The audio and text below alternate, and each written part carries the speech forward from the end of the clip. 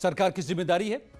FIR दर्ज कर लिया गया है इन दोनों के खिलाफ, चाहे वो शायर मुनव्वर राणा हो या वो फैजल जिसने पूजा के नाम पर वो जो घुसा मंदिर के परिसर में और वहां बैठकर नमाज पढ़ने लगा। लेकिन सवाल यह है कि ये मानसिकता क्या है भाई? क्यों नहीं जाती जो 1200 साल पहले जिस मानसिकता के साथ यहां घुसे, आज भी क्या उनमें से कई लोग उसी मानसिकता में जी रहे हैं? यह बड़ा सवाल है। गर्दन के बदले गर्दन, अपमान किया तो गर्दन काट डालो, इसकी हिमायत कर रहे हैं जनाब। मैंने ही आज बात की इसी चैनल पर इसी महाशय से जो शायर खुद को कहते रहे हैं, वो कहते हैं कि गर्दन काट डालना चाहिए। क्या हिंसा का वो समाज जो हजारों साल पहले बर्बर लोग कर रहते थे, वो आज हिंदुस्तान को बनाना चाहते हैं? मेरे साथ आलोक अवस्थी, बीजेपी के प्रवक्ता वसीम रिजवी, पूर्व अध्यक्ष हैं शिया वक्फ बोर्ड के, जुड़े हुए हैं। इंतजार है सदगुरु रीतेश्वर जी का जो आनंद धाम वृंदावन से है मेरे साथ। शादाब चौहान पीस पार्टी के प्रवक्ता मेरे साथ जुड़ रहे हैं। लेकिन सबसे पहले वसीम रिजवी साहब, ये क्या हो रहा है? शायर तलवार की हिमायत कर रहा है, कह रहा है कि अपमान करेगा गर्दन काट लूंगा। मैंने पूछा कि क्या, मैंने पूछा आज ही यहीं से पूछा मुनव्वर राणा से। मैंने पूछा कि क्या जो नंगी तस्वीरें बनाने वाले मकबूल फिदा हुसैन या फिर और जो बनाते रहे हैं हिंदू देवी देवताओं की, उनके भी गर्दन काट ले, उनका काट डालना चाहिए। काट डालिए। तो ये क्या गर्दन काटने की संस्कृति लाना चाहते हैं हिंदुस्तान में? संविधान के रास्ते को, कानून के रास्ते को छोड़कर क्या इरादा है इनका?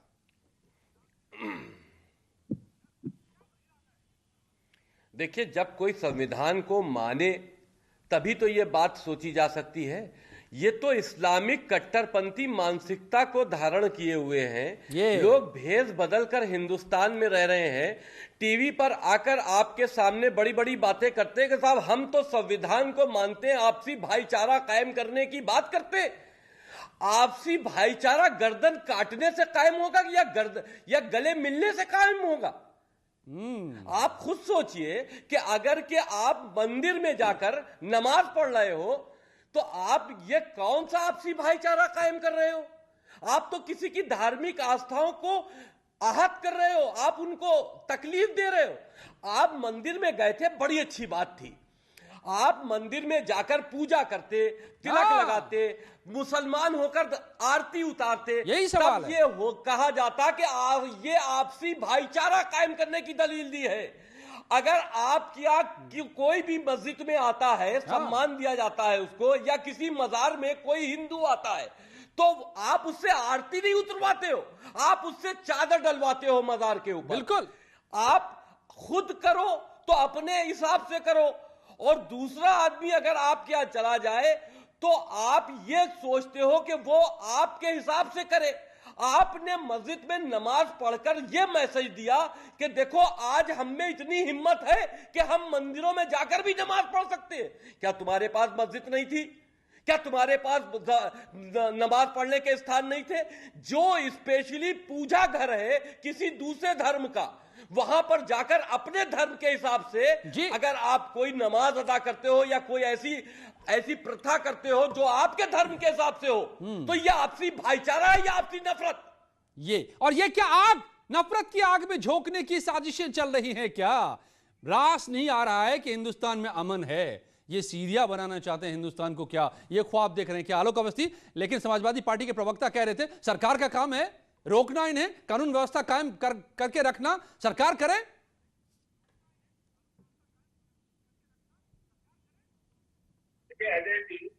इस देश में भारत का संविधान से कानून चलेगा, किसी कटमुल्ले का कानून नहीं चलेगा।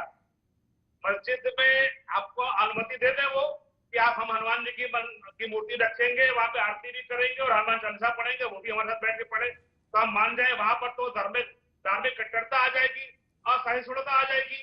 लेकिन जहां पर हिंदू धार्मिक हमारे परिसर है या हमारी जो पूजा पद्धति है, वहां पर वो आते हैं तो कहते सद्भावना है, ये तो और सहिष्णुता है। तो ये किस तरह की सहिष्णुता है कि जो आप हमारे ऊपर थोप तो रहे हैं लेकिन अपने उसकी पाबंदी लगा रहे हैं। आप जो है फ्रांस में किसी ने, हम भी मोहम्मद साहब की इज्जत करते हैं, किसी ने कार्टून बना दिया, नहीं बनाना चाहिए था, उसकी आपने गर्दन काट दी, क्या बर्बरता है? उसके बाद मुनव्वर राणा यहाँ पे कहते हैं कि हम भी गर्दन काट देंगे। हमको तो मुनव्वर राणा से डर लगने लगा है, कब ये उठाएंगे तलवार और हमारी गर्दन काट देंगे। आज हम मुनव्वर राणा के खिलाफ बोल रहे हैं, कल हो सकता हमारी गर्दन काट दे वो। तो इस तरीके के जो अपराधी है या जो इस तरह की मानसिकता है, जो प्रदेश के अंदर, देश के अंदर जो उन्माद पैदा करना चाहते हैं, जो कि सरकार उनसे कड़ाई से निपटेगी, इनको उठाकर जेल के अंदर घुसेगी। फैजल खान को गिरफ्तार कर लिया गया है, जिसने नमाज पढ़ी थी, धार्मिक सद्भावना उसने बिगाड़ने का प्रयास किया, प्रदेश का कानून व्यवस्था खराब करने का प्रयास किया, प्रदेश में दंगे में झोंकने का प्रयास किया। इसके बड़ी साजिश की तरफ इशारा कर रहा है। मुझे लगता है कि अभी जांच होगी तो निर्णय सामने आएगा। वसीम रिजवी साहब, तो क्या जैसे फैजल की गिरफ्तारी हो गई है, गिरफ्तारी होनी चाहिए मुनव्वर राणा की भी? क्योंकि मुझे ना बड़ा ही ये